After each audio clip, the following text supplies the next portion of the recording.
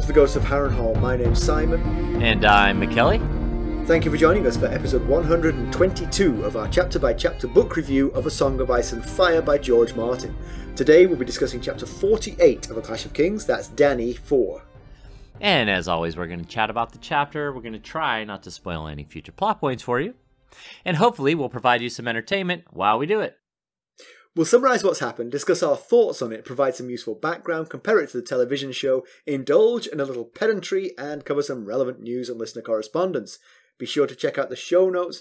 They've got some additional information about the places and characters in this chapter. Be particularly handy if you're not reading along. How are you, Mackelly? I'm doing just fine. How about you? I'm doing all right. I know you're busy. I've been very busy with work, so we're recording late. It's been an arduous week, but I am up for this because this is always the best part of my week. All right. Mine as well. Hopefully it ranks highly with our listeners as well. I have a funny story for you. It's funny actually because I wrote this note quite a few days ago and I'd forgotten this story, but now reading the note has just reminded me of it. It's a good story. So my wife is a teacher's assistant in a pre-kindergarten class. Right. Yeah. Teaches from the bathroom on occasion. Yes. So it's 4-year-olds and they're a little bit unruly, this particular crop of 4-year-olds. She puts it down to COVID. She thinks that this is from the age of 2 to 4, these kids were isolated and not mixing the way normal kids would. Their social skills are off a little bit. Their socialization is lacking, exactly. And so they have some problems. And one of them has a very strict parent who does not stand for the nonsense that the kid does, but the kid does the nonsense nonetheless. And he was playing with a car, which he brought from home, a little toy car, and was told to put it away and didn't. And eventually the teacher took it from him and put it in her pocket. And before he left, she reached back into her pocket and put it in his bag, not even telling him she was returning it, but just so it wasn't confiscated forever. That evening, before she left, the father dragged the child into the classroom and said, "Is this yours?" And it was the chub for her car, the keyless fob for her car. And so the father thought that the child had stolen it from the teacher as a revenge attack for the theft of the car. The kid was like, I don't even know what that is. But the teacher had accidentally, it was roughly the same size, she'd given her car key to the kid. So she explained it to him, and the dad apparently said, "You have saved the child." He thought his son was a car thief at the age of 4. Exactly. I loved that story. I just loved the dad. I just loved the fact that he was just like, "That's it. I've had enough of you."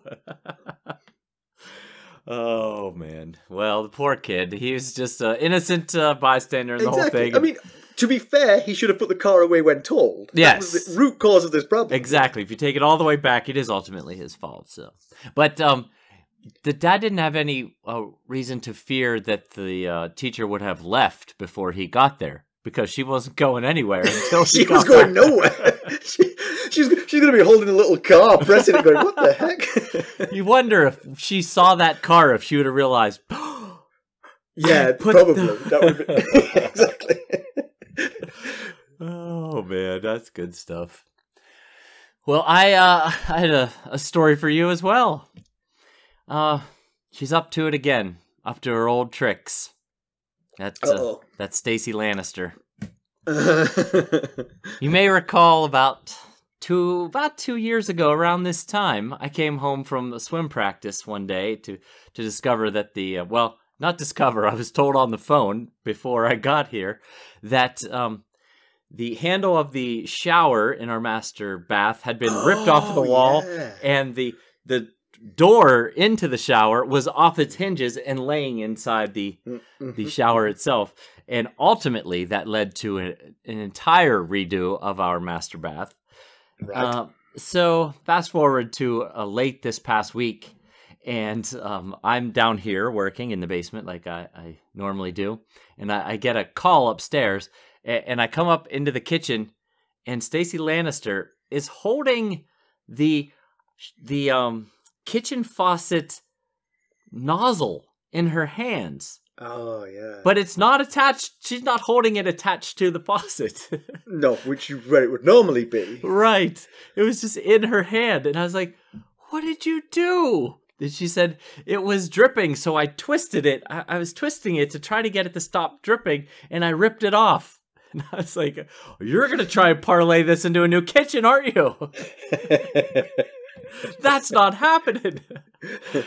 No, so I did have to put in a whole new faucet, which took way too long on my Saturday. But I'm not putting in a whole new kitchen, that's for sure. Well, I think I've told you before, that's how my kitchen got refurbished, was it started with a dripping faucet. The tap dripped, and $10,000 later we had a new kitchen. So I'm going to have to be diligent, but she's going to just start ripping things apart one at a time. Yeah, I mean, Carson is no Cersei Lannister, she's, Stacey is. Anyway. Well, we got quite the show today, so I guess we should get down to it, huh? I feel like you're stealing my line. Oh, yes, go on. You've got to say what we got to do. Let's get down to business. How did we leave Daenerys Targaryen? Dany had been fated in Qarth, but nobody seems willing to give her the 50,000 troops and 500 warships. The nerve of some people. I tell you. She's rebuffing Xaro Joandaxus's marriage overtures, which feel rather rote, studiously ignoring the offers of heading to Ashai with Qarth, the Shadowbinder. She's even beginning to consider visiting the warlocks in the House of the Undying to get their help. Mackelly, why don't we give them a summary of this one? Well, that's exactly what she does. She does visit the warlocks in the House of the Undying. So Daenerys and retinue arrive at the House of the Undying, which is the stronghold of the warlocks of Qarth. She is not impressed, nor are her retinue. The Blood Riders and Jorah want her to not enter this evil palace, and Xaro Joandaxus definitely doesn't want her to go in, afraid he'll lose his star attraction. Pyatt Pree appears out of nowhere and tells Dany she must enter alone or not at all, and the wisdom of the Undying would be forevermore denied to her. Pree leads her to the door and tells her how to navigate the maze. Always go upstairs, always take the first door on the right. At the door, she's met by a strange small man who provides her with a blue drink that stains the lips of the warlocks. It's called Shade of the Evening. She's worried about getting stained, but Pree assures her that this will just open her senses to the experiences that await her.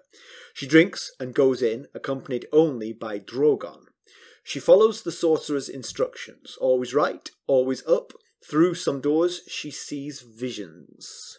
Dany tries not to look, but the temptation is too much. She sees a sex act between a woman and more of the small men like the one who gave her the drink. The next room shows a slaughter at a feast. The bodies are mutilated, and above the scene on a throne is a dead man with a wolf's head. He wore an iron crown and held a leg of lamb as a scepter. Next she sees the house in Braavos with the red door and the lemon tree, and her old protector Sir Willem Darry. She's tempted to go to him. But like the other visions, this door is on the left. Next, she sees the throne room of the Red Keep, as it was before Robert the Usurper, with dragon skulls on the walls. Atop the Iron Throne sits an old man who says, "Let him be the king over charred bones and cooked meat. Let him be the king of ashes." Dany moves on. Next, she sees a young man she thinks for a second is Viserys, but this guy is taller with indigo eyes. He's talking to the mother of a newborn. "Aegon, what better name for a king?" "Will you make a song for him?" the woman asks. "He has a song. He is the prince that was promised, and his is the song of ice and fire." Oh, that sounds familiar. Mm-hmm. At this point, he looks at Dany and says, "There must be one more. The dragon has 3 heads." Dany moves on and reaches the end of the enormous hallway without ever seeing a door on the right. Something sinister begins to close on her, but just before it reaches her, she decides that the last door on the left must be the first door on the right, so she goes through. She enters a chamber and can see Pyatt Pree through an open door. He beckons her, but there is a door to her right, so she ignores him. He's not happy. She finally sees a room filled with glorious wizards who welcome her. They beckon her, but Drogon spots that the open door to their room is hiding a door further to the right. It's propped open, hiding the fact there's another door. Trickery. She goes through that door instead. Now she truly finds the Undying. They are wraith-like, sitting around a table above which hovers a giant putrid heart. She asks for their wisdom. They tell her she is the child of 3, and that the dragon has 3 heads. She must ride 3 mounts, to bed, to dread, to love. She will know 3 treasons, for blood, for gold, for love. And she must light 3 fires, for life, for death, and to love. She sees more visions. Viserys in his death throes. A tall, copper-skinned lord before a burning city with the banner of a fiery stallion behind him. A prince saying a woman's name as he dies on his knees, the rubies spraying from his chest. A red sword in the hand of a blue-eyed king with no shadow. Crowds cheering a dragon banner. A stone beast rising from a smoking tower. Her silver beneath stars. A corpse at the prow of a ship. A blue flower growing from a wall of ice. A child running toward a house with a red door. A dragon bursting from Mirri Mazdor's forehead as she burns. A naked man dragged behind a horse. A white lion. The Dosh Khaleen paying homage to Dany. 10,000 slaves calling her mother. There will be a test on this at the end. Well, the test is for us, really. There's a lot to go through there.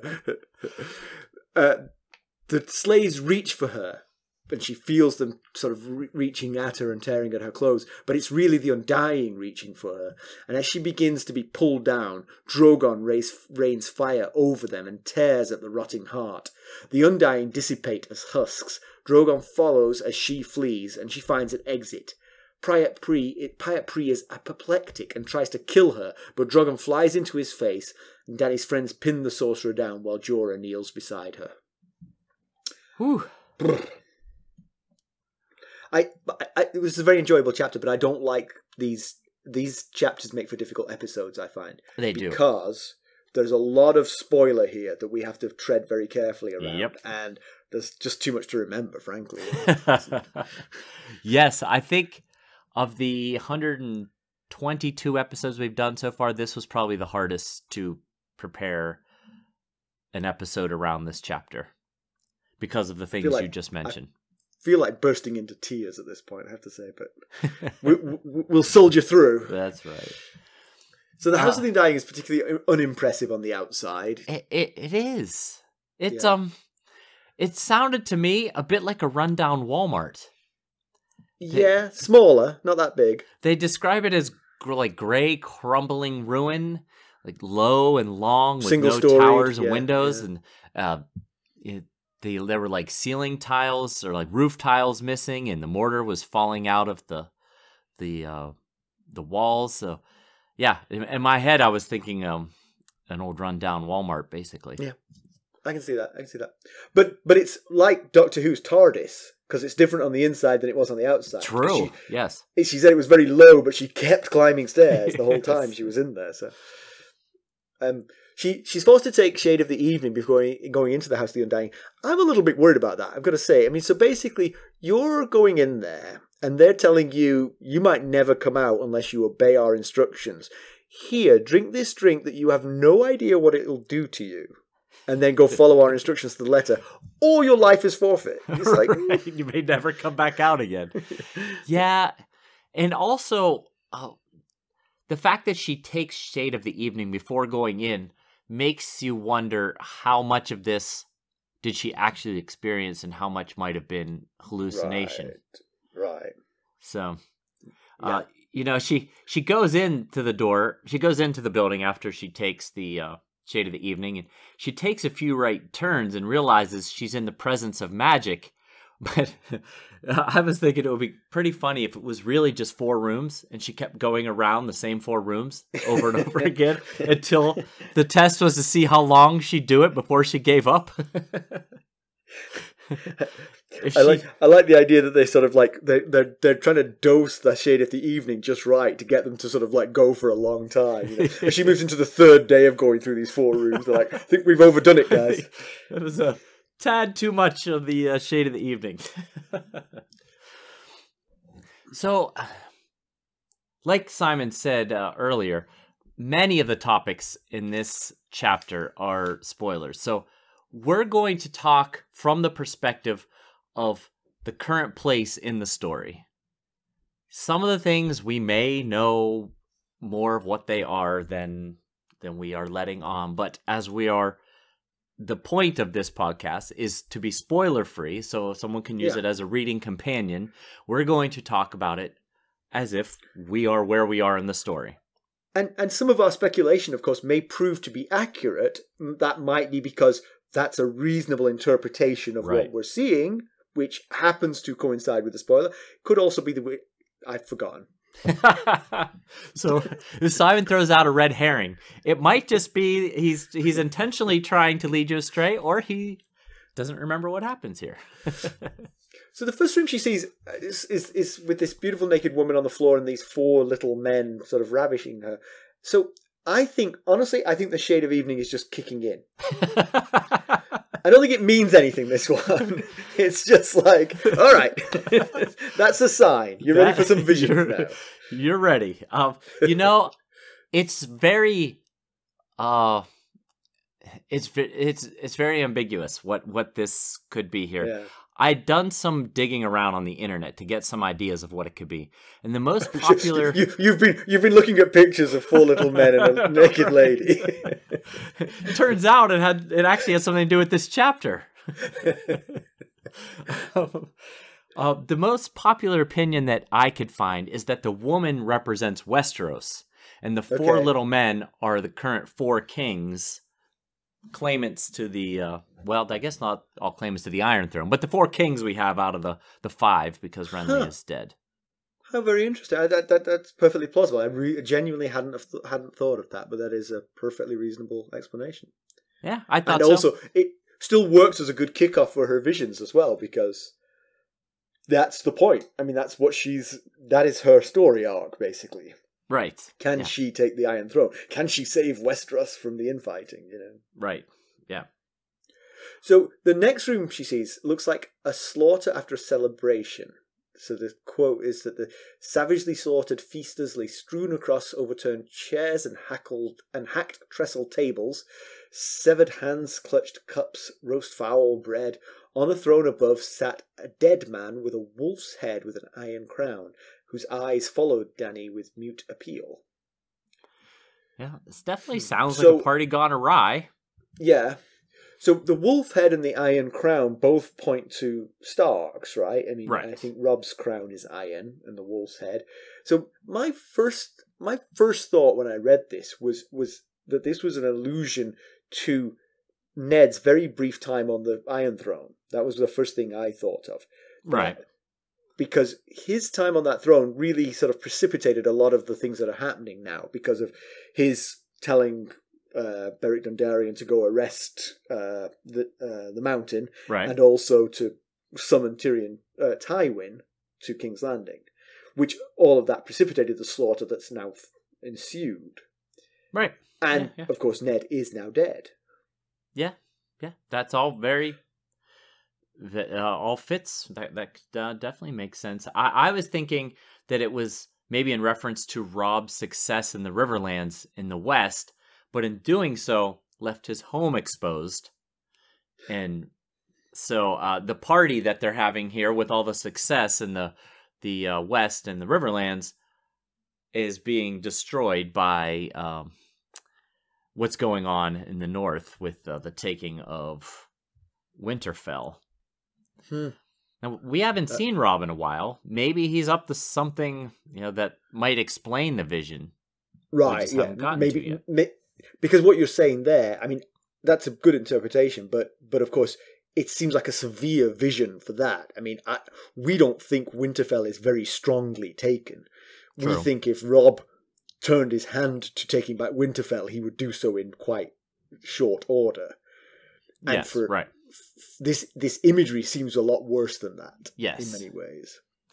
That is true. But like you say, we haven't seen Robb for a while, so maybe things are going south for him in other ways. Yeah, maybe he's up to something that will whatever he's been up to. Maybe it will lead to something like this. But then he does appear to be beseeching her for help too. Right. Yes. You know, the part you're referring to is his eyes look to her in mute appeal. So, what are we supposed to take that to mean? That, that is she supposed to join cause with Robb? Yeah, it could be. But then, what have the Starks ever done for Daenerys Targaryen? They helped to get her father off the throne and turn her into a beggar princess. Right. Now, Ned did help. Ned did fight against her assassination attempt, but... True.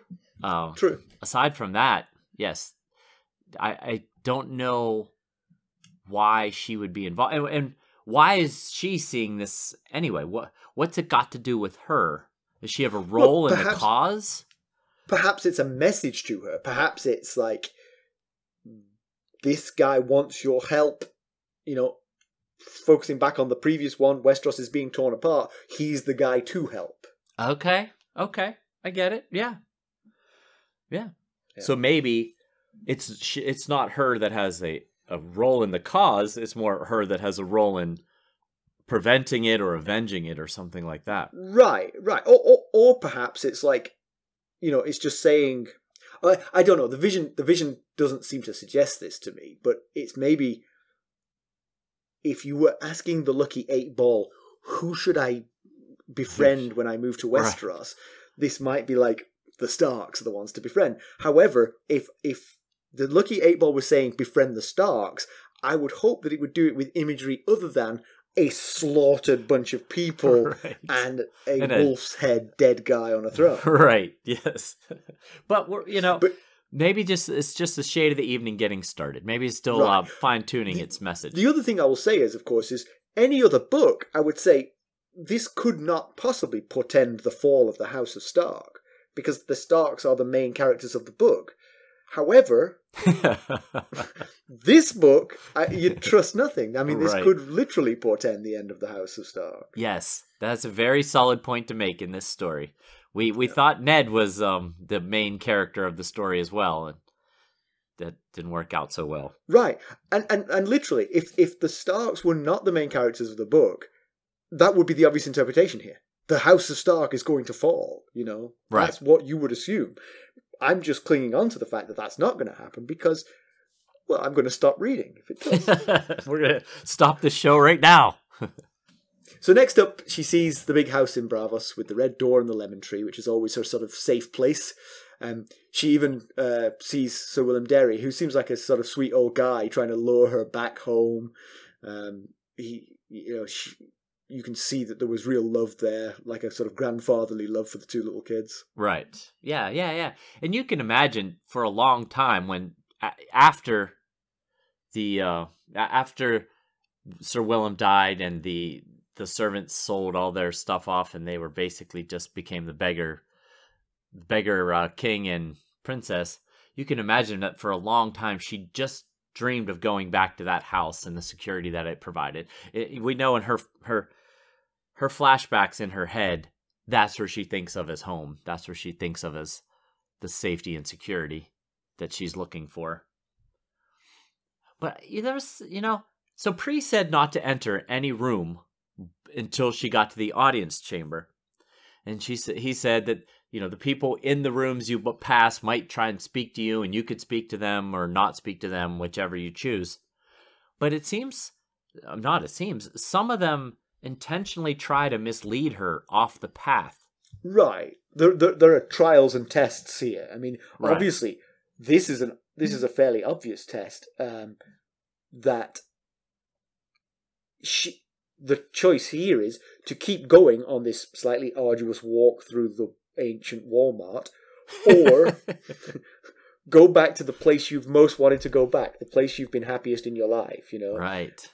If they can lure her across that threshold, they get to keep her in some way. I don't know what's the upside for the House of the Undying, but yeah, clearly they're trying to get her to make a mistake. Yeah, I guess, like, is it important enough to you to stay the course, to get the wisdom that we could pass on to you? It is important enough for you to stay the course and not take the temptation. First of all, to resist temptation, and second of all, to see through the tricks and traps. Right. You know. Yeah. Test to basically see if she's worthy of sticking to the course, as well as mentally tough, and therefore worthy of an audience with the Undying. But of course, I mean, we've already read the summary. When she gets there, they give her some very some more visions. Some prophecies and visions, but it wasn't like she gained a great deal of reward for making it through this course here. And you'll find the 50,000 troops you see nowhere. Nowhere. We don't have them either. So next she sees the Red Keep and the throne room, and because it's got the dragon heads on the walls, we know that's pre-Robert Baratheon times. This is right. The Targaryens had the dragon's heads on the walls. There's an old man on the throne, and he's the one who says, "Let him be king of charred bones, let him be the king of ashes." So I think it's clear, at least to me, from what we've read previously. I mean, this is just supposition because the guy did not wear a name badge. But this is Dany's father. This is King Aerys, right? Because, right. In fact, I'm stealing this now because Mackelly was telling me this just before this started. So I'll hand over to you. Why do we think this is King Aerys? Well, it fits the description very well because we know when Tyrion was down in the Guild of the Alchemists, Helene talked to him a lot about all of the wildfire that King Aerys was having distributed around King's Landing. So it fits that this guy on the throne is saying, let him be the king of charred bones and cooked meat, let him be the king of ashes. It certainly fits the description of someone who is planning on creating quite the fire. Right, and had the opportunity to. I mean, anyone could say that, but the only person we know of who had the means to do such a thing was Aerys, through the wildfire that he'd collected from the pyromancers. Right. We're not aware of any other instance where someone distributed that much wildfire around the city. Right.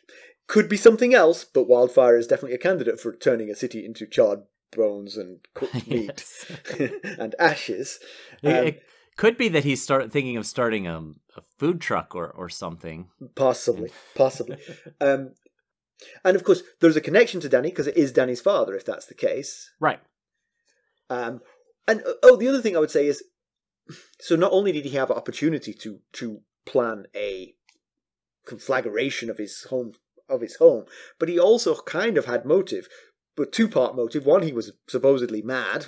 That would be a requirement, I would say. Right. But secondly, he was also desperate. You know, the Robert's rebellion was going very badly against him at this time.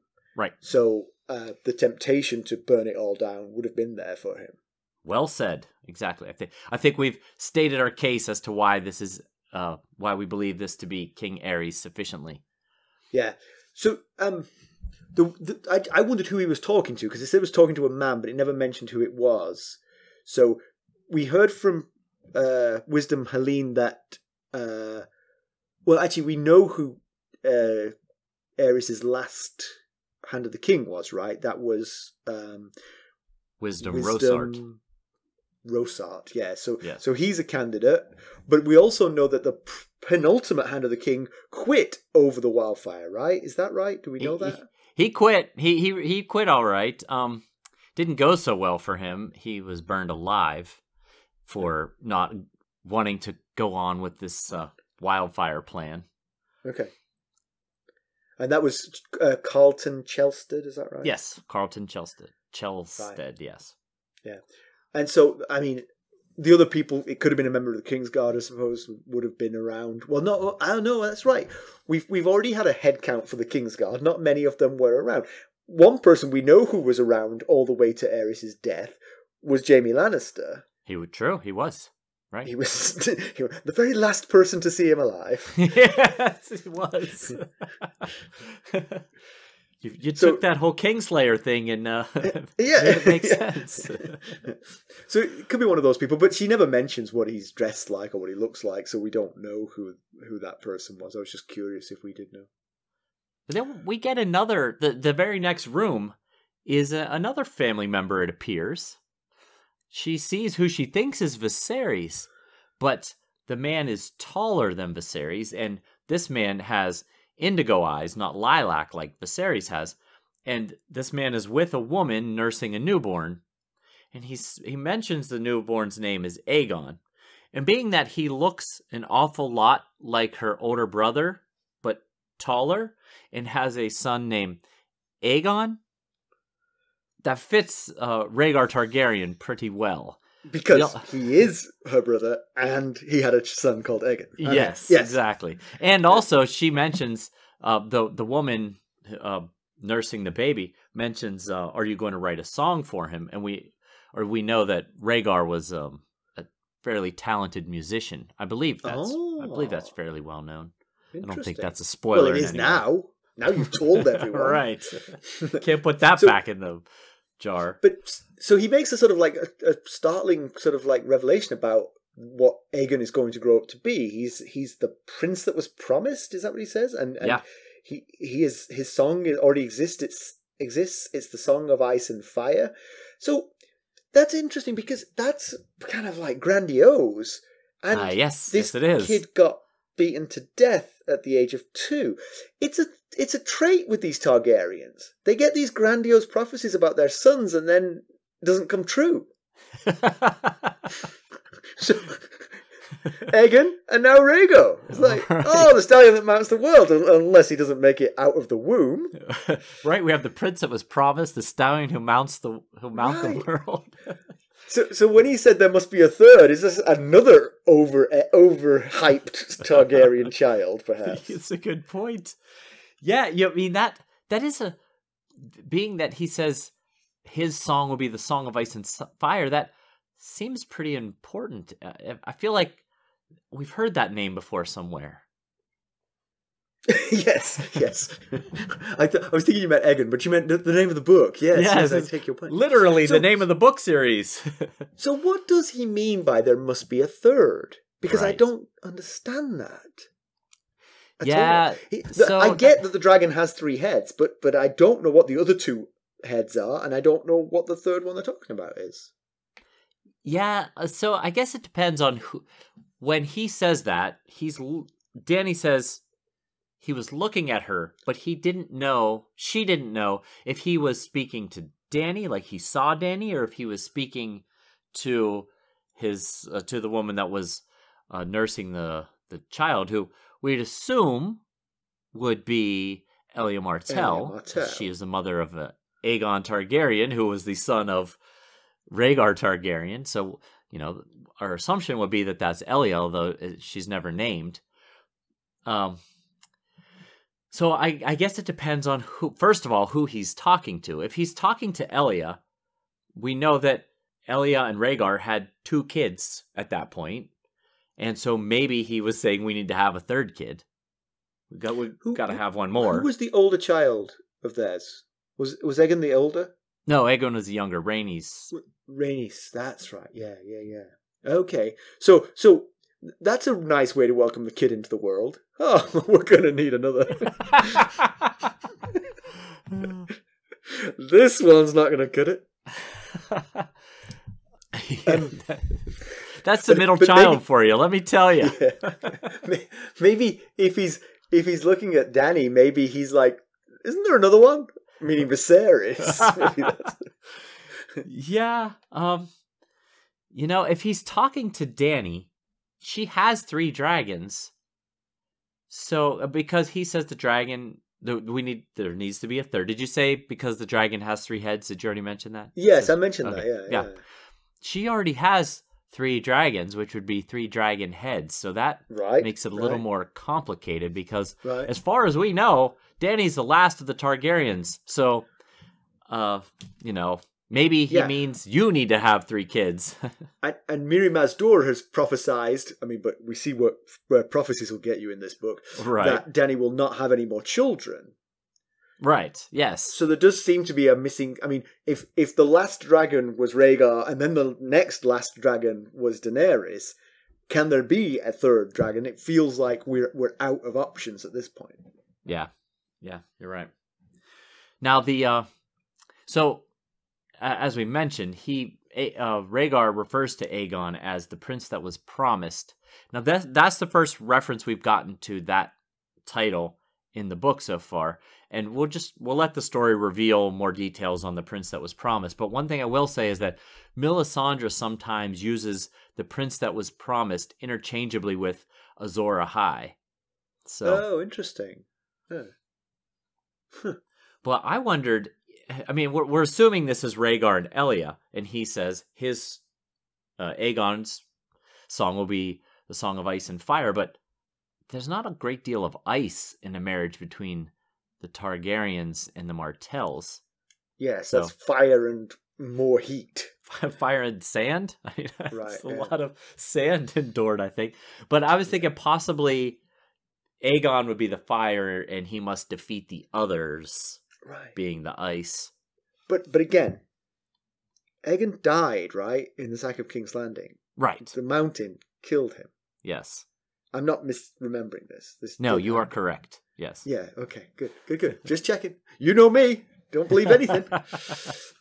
Okay, so then moving on from that sort of slightly strange one, we see Pree outside, and he acts like, oh, you're already through? Fantastic, come along. But he's not the rightmost door, so he's yet another... This is a trick, obviously, and she doesn't bite. And also, he gets really hopping mad about it. I mean, like, he was really adamant that she come through that door, and she's like, no, you told me to go right, so... Yeah, and he even says the Undying won't wait forever, and she throws back in his face. Before he went in, he said to her, before she went into the house, he said to her, be patient with the Undying Ones. Our lives are but a flap of a moth's wing.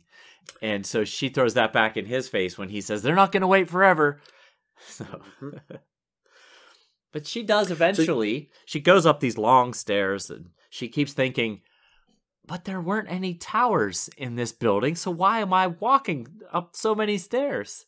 And she eventually does arrive at a great hall, and she sees a bunch of wizards in fancy dress and huge windows of light. And another thing that was mentioned about the House of the Undying is that there's no windows, and beautiful music playing. And your first thought is, it doesn't sound much like the Undying Ones that Zarazo and Daxus portrayed. But has he ever been invited in? Let's be honest. That's true. He might not have any idea. He just sees the outside of that building and makes assumptions. Exactly. I'm not shopping at Walmart. Right. And they tell her that they've been waiting 1,000 years for her, and that they were the ones that sent the comet to show her the way to find them. Which is a rather useful statement if you're trying to convince her that she is meant to be here, that this is her destiny. Well, the only thing I would say to that is, did the comet point at this house in any way, shape, or form? Well, there's a comet in the sky. I'll give you that. Yes, it was in the southeast sky, and that's why she went ultimately into the Red Waste. So, but no, it didn't hover above the house. Right. With an arrow pointing down. Anything that happens during the time of a comet could be like, well, it was bound to. Portentous. Right. And she's been assuming the comet led her to Qarth for some reason. That's why one of the reasons why she keeps hanging out here is there's some reason the comet led me here. So validating that belief and explaining that it was them who sent it to guide her would definitely... garner some interest in what they can offer. And it appears to be the rightmost door, so she heads towards it, but Drogon is quicker on the uptake than she is, and he flies to the opened door and bites at it, and as drawing her attention, and she notices that if she peels back that door, there's another door hiding behind it, and that is more to the right than the door she was passing through. Right, but they, of course... the Undying Ones try and distract her, they offer her the knowledge of dragon speak, which is another right answer if the question is things to say to Dany to win her trust and attention. Yeah. Because she's been wondering how to raise and train these dragons basically since they were born, and she has no clue or guidance. Yeah. Of course, the more desperate they sound, the more I'd be listening. I would be listening to what Drogon is trying to tell me, even without dragon speak. Right. Because... Yeah, so yeah, you're right. So he flies up to this door, and Dany pauses instead of going in, and she goes to the door and discovers the other door, the old splintered door behind it. And the wizards are trying to convince her to stay, and the description is something like, the wizards beckon her with voices sweeter than song. And it just reminds me of everything that Qarth is. It's lovely and welcoming and desirable, but ultimately useless to her actual needs so far. Right, yeah. But that doesn't actually mean that it's a bad place. I mean, like, I think I could run a very good city and not have 50,000 troops and 500 warships on hand to lend to the first person who claims them. That's a good point.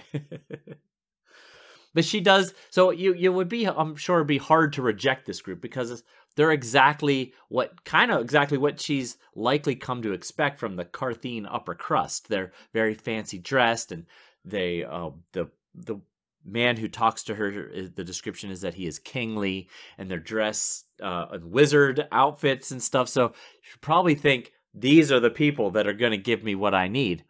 But she rejects them, and she runs through the old splintered door. Yeah, and then she finds what is immediately, having played video games, I know immediately I found the right one here, because it's nothing like the last one. It's this putrid blue heart hovering over a table, and these wraith-like wizards around it, who are much more sinister and much more unpleasant. So they say that Dany is a child of 3, but so I find that one confusing because she is a third child, true, but how can you be the child of 3? It doesn't make any sense to me. Yes, it is confusing. I mean, you're right. She is the third child. I'm not criticizing polyamorous relationships. That's totally fine. But I mean, there's an egg and a sperm, and that's 2. You know? So yes, I mean. So again, I went digging a little bit into A Song of Ice and Fire online fandom, and some of the things I found is that some people think that it's in reference to all the prophecies around her, because there's 3s everywhere in this. Okay, right, yeah. In this scene, so yeah, she's a child of the number 3. Yes. Today's number on Sesame Street is 3. Yeah. It would be if this chapter was an episode of Sesame Street, the number would certainly be 3, because that basically everything they say is in 3s coming up here. I did wonder if it was perhaps Aerys, Rhaella, and the Storm. She is Stormborn. So. She is Stormborn, so there you are. That's a possible threesome. Right. So then the Undying tell her that she must light 3 fires. One for life, one for death, and one to love. Now you notice, so we're about to get 3 prophecies, or 3 separate prophecies here. And each one of them ends with to love. To love, yeah. So, yeah. I mean, I guess love is a powerful thing, but I just found it noteworthy that all of them have to love in it. But yes, so 3 fires you must light, one for life, one for death, one to love. So, I mean, the one for life seems like the Drogo, Mirri Mazdor pyre birthing the dragons. Which brought the dragons to life, right. Right. Of course, it could also be for death, because she killed Drogo and Mirri Mazdor in that fire. So that could be pulling double duty. Right, but it does say she has to light 3 fires, and that would be 1 fire. So that's only 1. But Drogon is going to be a fire-breathing dragon. I mean, he is today, it turns out, a fire-breathing dragon. So he is going to light some fires to death, and he demonstrates it here. Yeah, and could this be the death that the fire for death they're referring to? It seems odd that they'd prophesize the fact that they were about to be burnt to a crisp and not do anything to try and stop it. but maybe it's more, let's imagine that she gets her wish and gets back to Westeros. She's going to light a fire there. A lot, yes. On her arrival. Seems not likely. Necessarily literally dragon fire, but the fire she's going to light by being there. True, yeah. And probably a lot of people will die in the process. Exactly. Yeah. Yes. And then the last one is... The first two are one for life, one for death, and the last one is one to love. The fact that they switch it to love could be a metaphor for romance, passion, fall in love again, possibly. Yes. I don't know how much we're supposed to read into the fact that this one is 2 and the other 2 are 4. Right.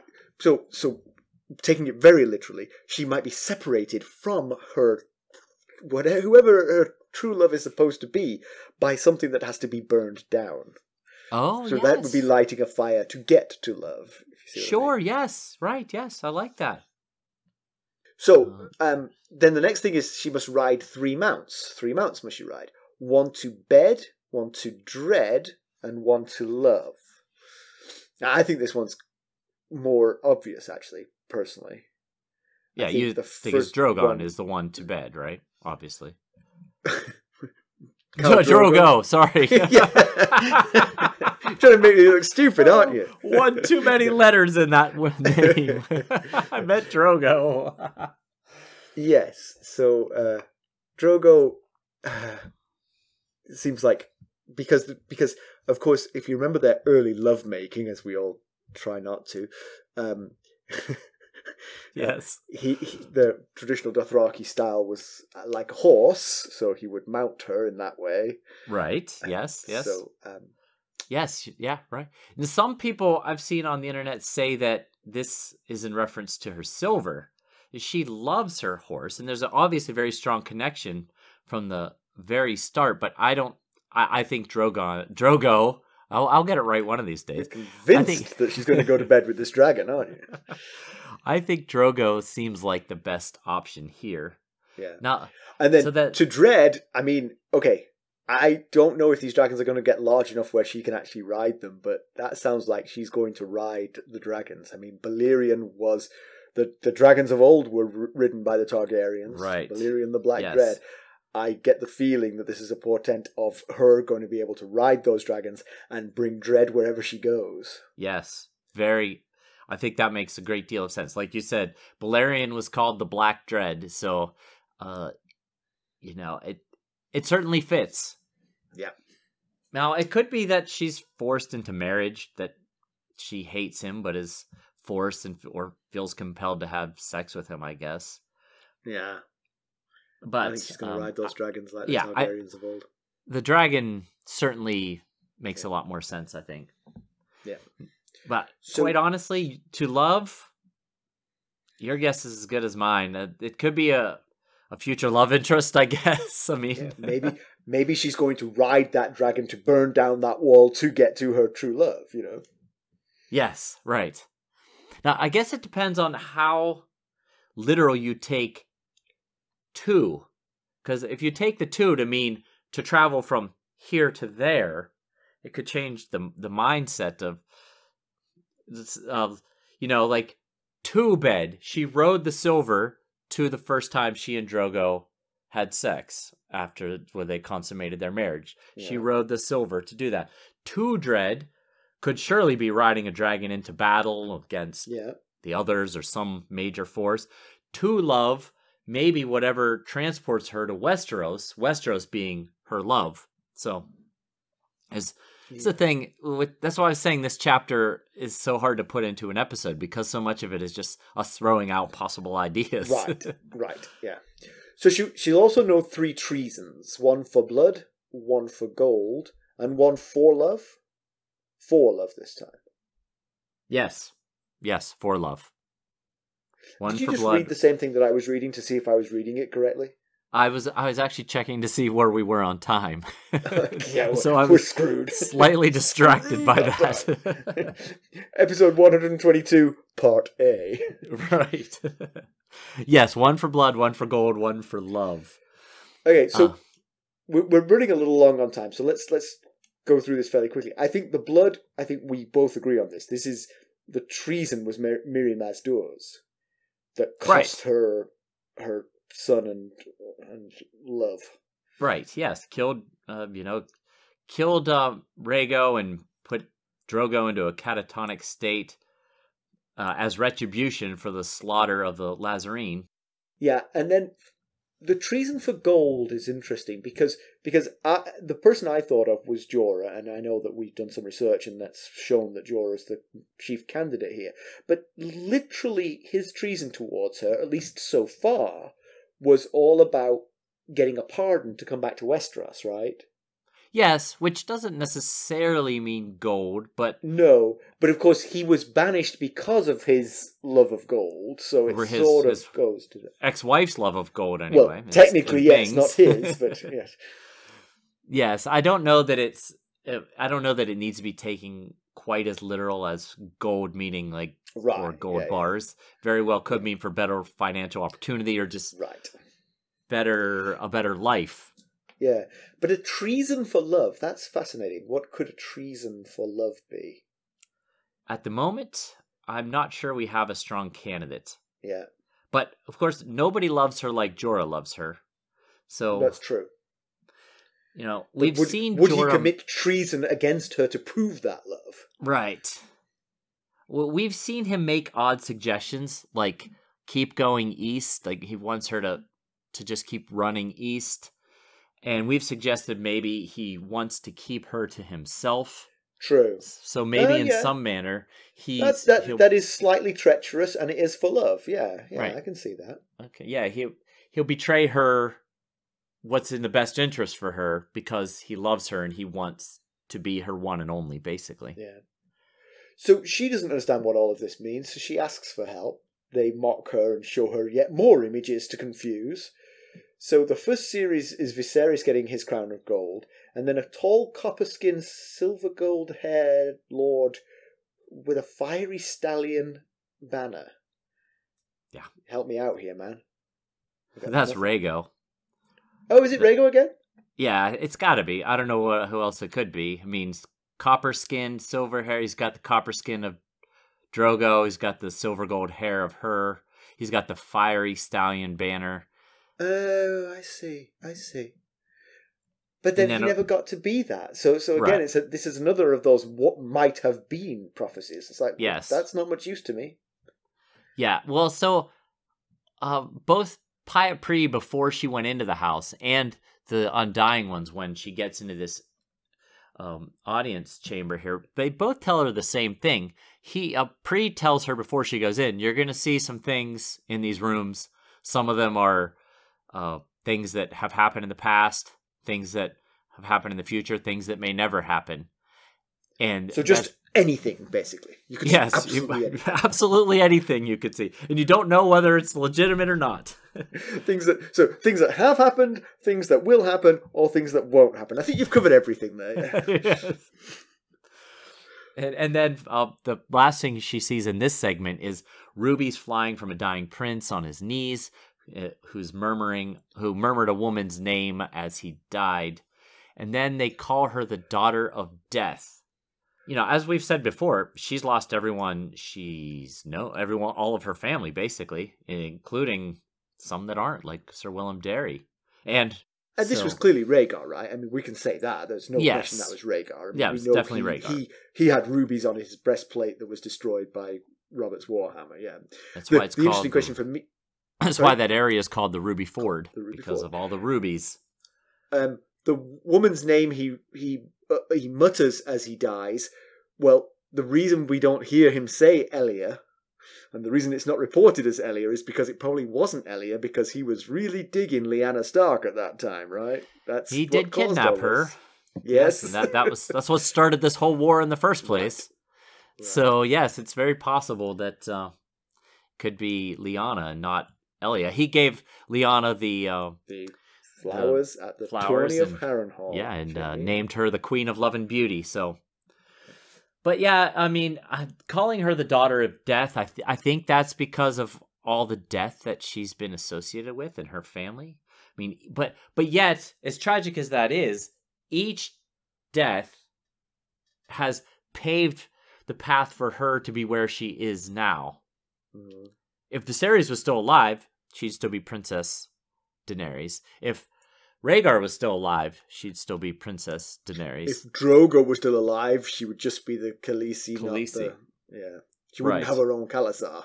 And you could even make the case that if Rhaego had been born, she would be living for him to be the stallion that mounts the world. That would be her aim, not for her to be the Queen of Westeros. That's true. That's true. So the second series of images include a red sword raised in the hand of a blue-eyed king who casts no shadow. That sounds like the others to me. No? Could be. Or it could be Stannis. He's got Lightbringer. He's got blue eyes. And we know he keeps sending his shadow off to do. Yes, his shadow doesn't always stick by him. Very good point. Yeah. Cloth dragons on poles with cheering crowds. Well, that's a good sign. Yes, right. For PR purposes, you want the crowds to cheer when you walk through. Yes, and we've mentioned that we're hearing, especially in Arya chapters, we hear some support for the reemergence of the Targaryen rule. So, maybe that's what that's in reference to. Yeah. And from a smoking tower, a stone beast took wing, breathing shadow fire. And then they call her Slayer of Lies. Okay. So I think a lot of this, I have some ideas on what some of these things are, but I think a lot of them are in the future, especially of where we are right now. So we won't get much into that. But I think that, I think the first one might be Stannis with his blue eyes and red sword being Lightbringer and his lack of shadow. But you're right, I hadn't actually thought about the others. They have blue eyes. I don't know where the red sword and the shadow fit in with them, but we don't know all that much about them yet. So, yeah, I wondered. What I thought of the comet when I heard the red sword. Oh yes, the comet might have been a harbinger of the others coming. And that the casting of no shadow might be because they only come out at night. Yes, say goodbye to the sun. Here come the others. Right? Yes. So it kind of made sense to me, but I like your interpretation better. I've got to say. Well, I'm just conjecturing like you are. So we could one of us could be right, or we could both be wrong.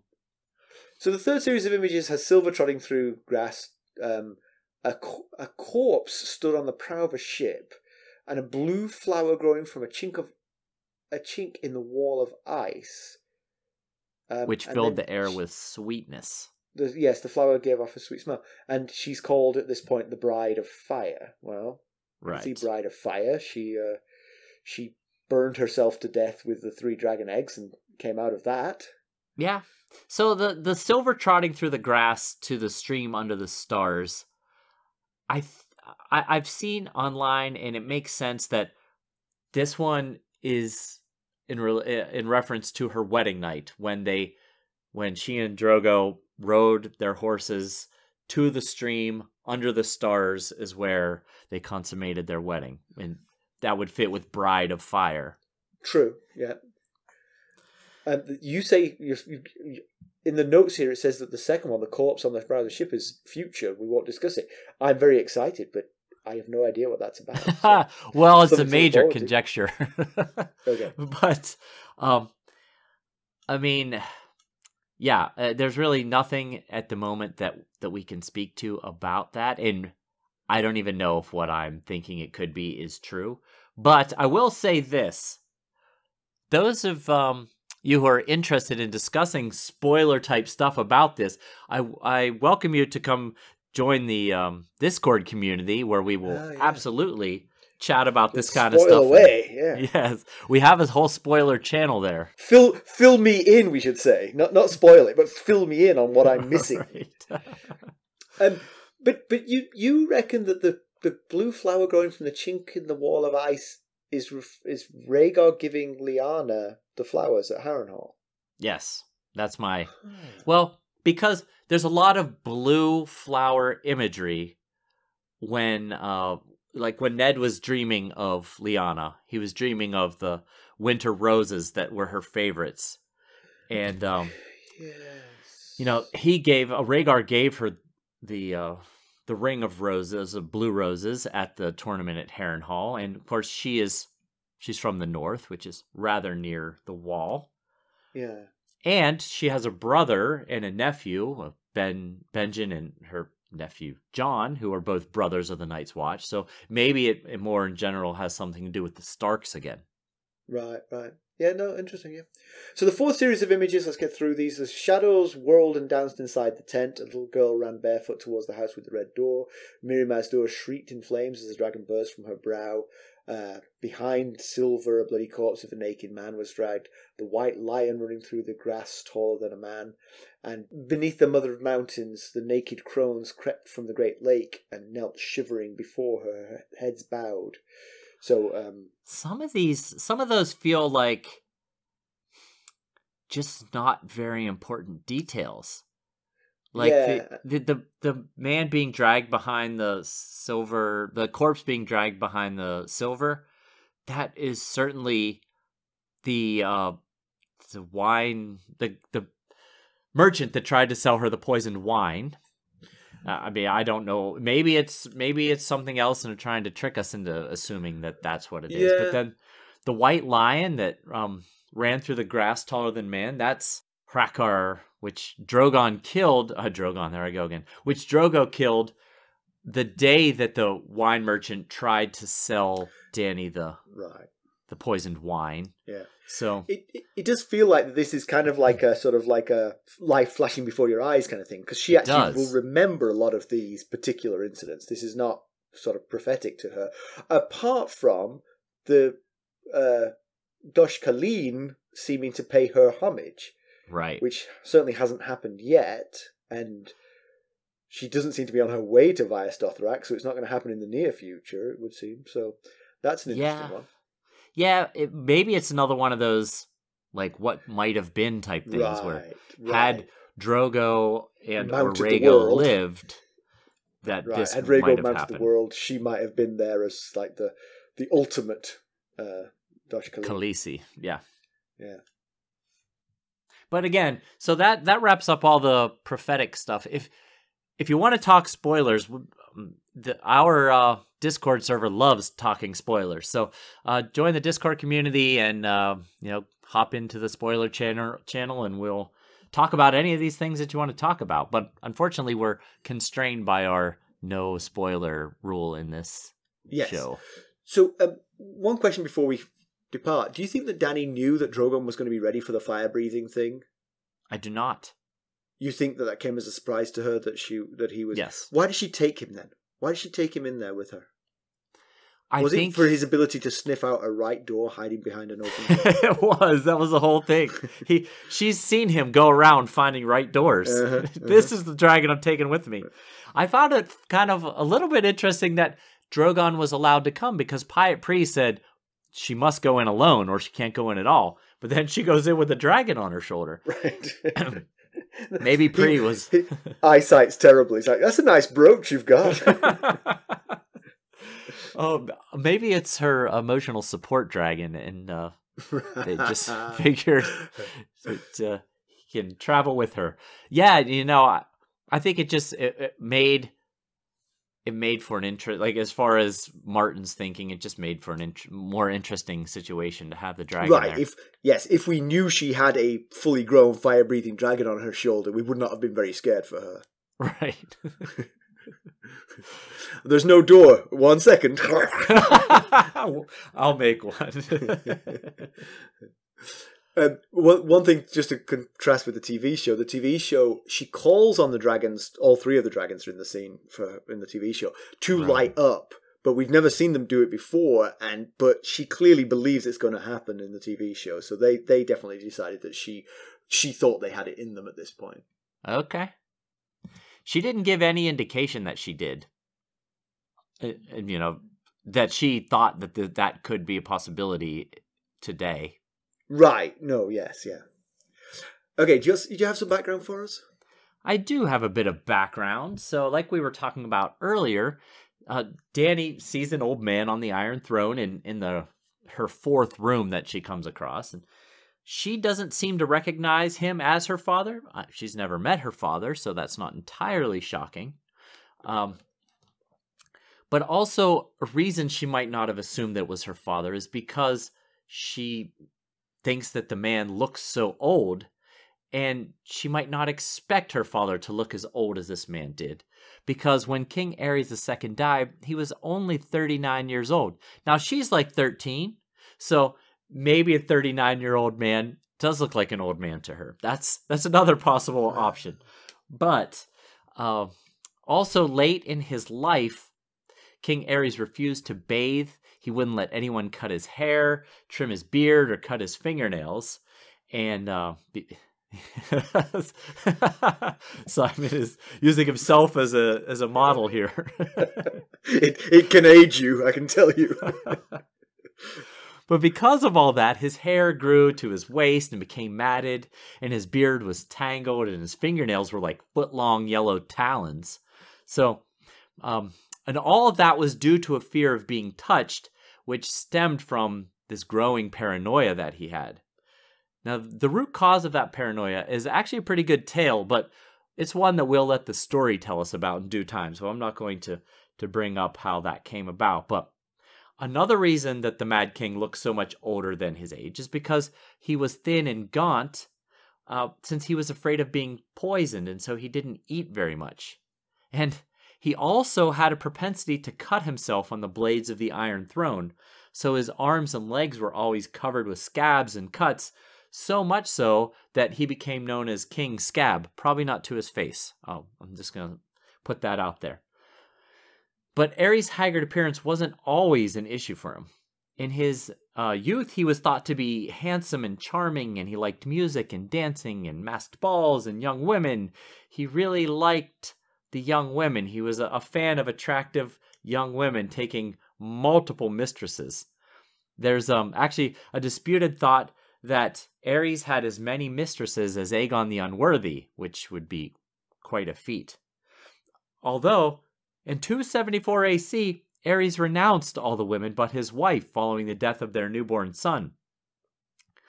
And then when a healthy Rhaegar was born the following year, it only increased Aerys' obsessive behavior, as well as started a fear for his son's life. So, thanks. So, comparison with the television show. In the show, Daenerys never trusted Pyatt Pree and never intended to have any truck with him. She only went to the House of the Undying because the warlocks stole her dragons. I mentioned in the last Dany chapter that I didn't want to say what had happened because in the TV show, because it was a bit of a spoiler for what was to come. But that was it. Dany returned to Xaro's manse with Xaro to find the servants murdered and the dragons gone. Jorah doesn't want her to go there, but she convinces him. When she gets there, she enters magically, and Jorah and the Blood Riders cannot. They lose sight of her, and she's inside, and they're stuck outside. Okay. She receives no advice, and the only two visions she had... God, it's much easier to get through the TV show, let me tell you. The Red Keep in ruins, with snow falling on the Iron Throne. Okay. And passing north of the wall, she finds a tent in which she finds Drogo and baby Rhaego. Oh. Both times she resists the allure of the vision. She obviously, you can imagine she was tempted to stay with Rhaego and Drogo, but she also reaches out and almost grips the armrest of the Iron Throne. Okay. But both times she resists the vision when she hears her dragons crying for her. She finds the dragons chained up, and Pyatt Pree tells her that she is to remain, and chains suddenly appear and she's chained up as well. Pyatt Pree's argument is the dragons are strongest in her presence, and the warlock's magic is rediscovered in the presence of the dragons. We heard that before, that the dragons are causing magic to be stronger. So right. the warlocks want them trapped so that they can reap the benefit. Sure. There are no Undying. That's just the name of the house. It's just the warlocks. In fact, it's just Pyatt Pree. He's the only one we ever see. But Pyatt Pree gets his comeuppance when the dragons torch him when Denny says Dracarys, and the dragons fire up and set him on fire and burn through the chains, and they walk out. I remember that, yes. Mm-hmm. Good stuff, good stuff. I don't have any pedantry, we don't have time. So news and notes, just don't forget, this is our last show of 2021. We'll be back on January 3rd. We're going to take a week off. I think Mackelly deserves a bit of a rest, but it's just 1 week. As do you, of course. Just 1 week, I promise. That's right. So I couldn't get Apple Podcasts to let me see reviews. It was, for some reason, it just wouldn't go to reviews. So I couldn't pull a review off of there, but there was a really cool review from just a message from our Buy Me a Coffee site from one of our newest monthly sustainers by the name of Magnus Ulf. And the message goes, "Great show. I really love it, and I'm happy to support it so it can continue. The hosts have great chemistry, although because I'm not the best at recognizing voices, so I'm not always sure who is Simon and who is Mackelly." Well, thank you, Magnus. That is really very kind of you, and we really appreciate the support. Yes. I am fascinated that he struggles to hear our voices apart, because I'm going to guess that English is not first language here, so that makes it much more difficult. But we have very different accents, I feel. I would agree with that. Yes. Sufficiently strongly different to be quite noticeable. But I mean, I say that, but I'm learning French, and I couldn't tell the difference between French and French Canadian. You know. Right. Sure. Yeah. So but they're very, very different. So that's fascinating. That is a good point you bring up. Yeah. Yeah. If you don't, Magnus, let me tell you. Typically, I'm the one making the witty comments, and Mackelly is the one laughing. That's how it works. Just generally. Right there. That's how that's our roles. Well, thank you, Magnus. Thank you so much for the kind message, and of course, thank you so much for becoming a monthly sustainer. It's amazing. Yeah, we're really appreciative of the sustainers. So thank you all. Conclusion. Dany is exactly where she was at the start of the chapter, basically, but she did give it the old try. She went into the crumbling Walmart to see if there was anything worth pillaging, and the answer was no. Yeah, she got some prophecies, but what does she do with those prophecies? Yeah.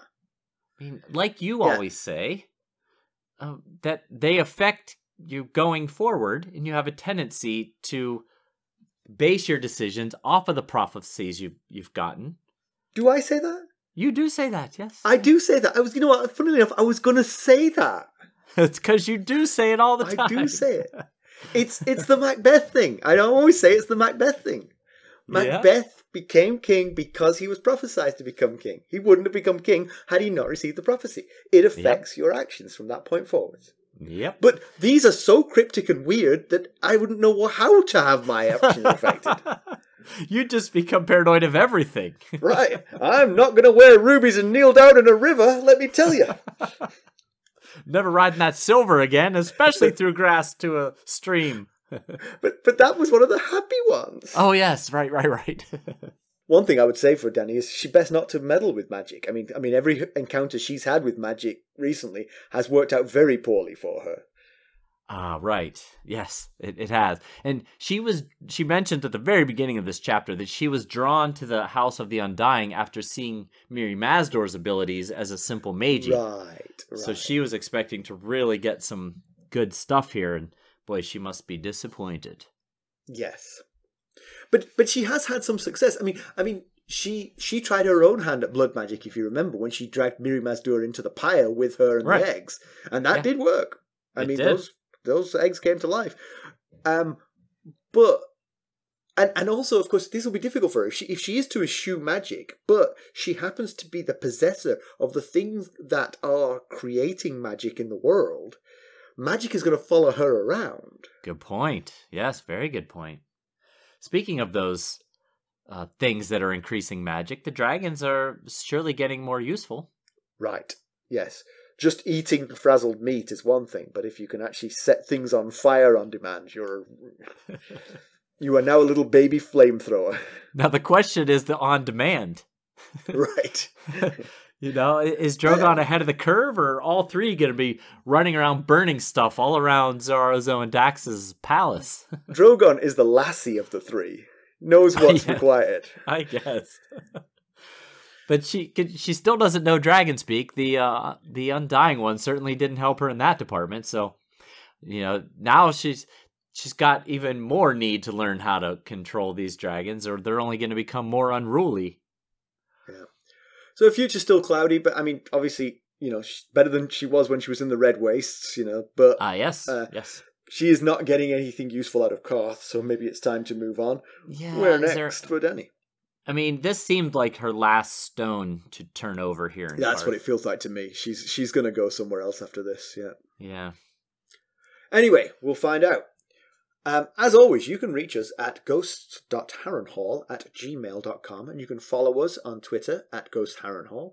We're on Facebook, Instagram, YouTube, and for spoiler discussions, Discord. But also non-spoiler discussions too. Yes, all kinds of cool. What I found out this week is if you do mention a spoiler in the main channel, our what do you call them? Our Queen Bee. I call her Queen Jenny Bee. of Oldstones. She's a Queen Bee of the Discord. We'll put a spoiler. We'll block it out so people can't read it. I was like, that's fantastic. Yes, she does a great job there. But yeah, you can buy our merch, of course, at ghostsofharrenhall.threadless.com, and you can buy us a cup of Arbor Gold at buymeacoffee.com/ghostsharrenhall. You can make a single contribution, or you can join us as a monthly sustainer. Either way, we'll be very grateful and very much appreciated. But you could also go out and leave us a 5-star rate and a glowing review if you want to help out the show. Nothing spreads the word more than that, and we certainly would appreciate it. And if you do go out and leave us a glowing review, we just might read it on a future episode. We certainly would. Thank you for listening. Thanks. Bye. Bye.